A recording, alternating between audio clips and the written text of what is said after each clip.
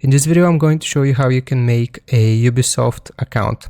So you want to Google Ubisoft Connect. This is the website that you have to go to, ubisoftconnect.com. This is the official website. So once we click on it, it will refer us to the US version of the website.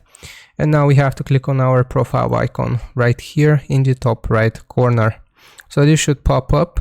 And then you gotta click on create an account right here. So I'm going to fill in all of this information and I'm going to pause the video, but what you need to be careful for is the password rules. So make sure you follow all of these rules. So I'm going to come back in a second after I have filled in this info. Okay, so now that we have filled in the info, make sure you check this. I accept Ubisoft's terms of use, and you got to click on create a Ubisoft account.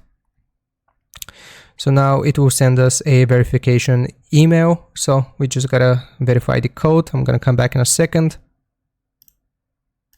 So you have to be fast with this because the code only lasts for 4 minutes, and we gotta click on create account.